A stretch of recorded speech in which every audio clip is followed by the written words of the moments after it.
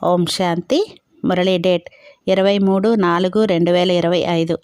మురళీ సారాంశం. మధురమైన పిల్లలు, ఇప్పుడు ఈ నాటకం పూర్తవుతుంది. మనం తిరిగి ఇంటికి వెళ్ళాలి.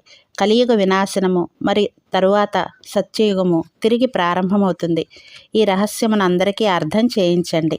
ప్రశ్న: ఆత్మ పాత్రను అభినయిస్తూ అలసిపోయింది. ఈ అలసటకు ముఖ్య కారణం ఏమిటి?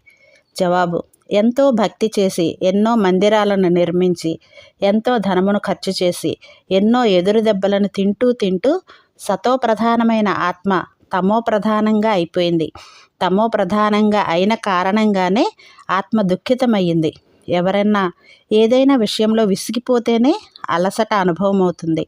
ఆ అలసటనంతటినీ తొలగించేందుకు ఇప్పుడు బాబా వచ్చారు.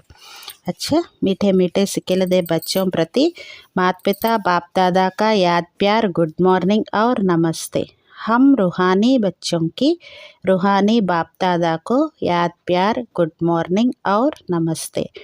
ధారణ కోసం ఫస్ట్ పాయింట్: సదా హర్షితంగా ఉండేందుకు మీ బుద్ధిలో ఈ చదువు మరియు చదివించే తండ్రి ఎల్లప్పుడూ గుర్తుండాలి. తింటూ తాగుతూ అన్ని పనులు చేసుకుంటూ ఈ చదువుపై పూర్తి ధ్యానం ఉంచాలి.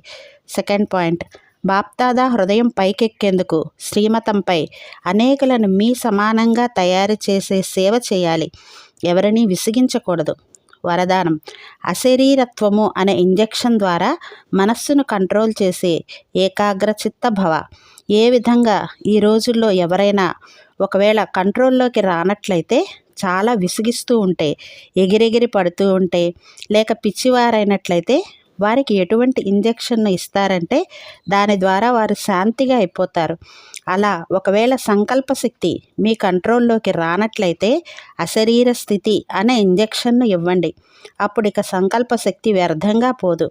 సహజంగా ఏకాగ్ర చిత్తులుగా అయిపోతారు.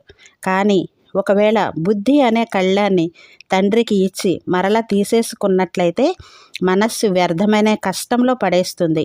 ఇప్పుడు వ్యర్థమనే కష్టం నుండి విడుదల అవ్వండి. స్లోగన్: మీ పూర్వజ స్వరూపమును స్మృతిలో ఉంచుకొని సర్వ ఆత్మలపై దయ చూపించండి.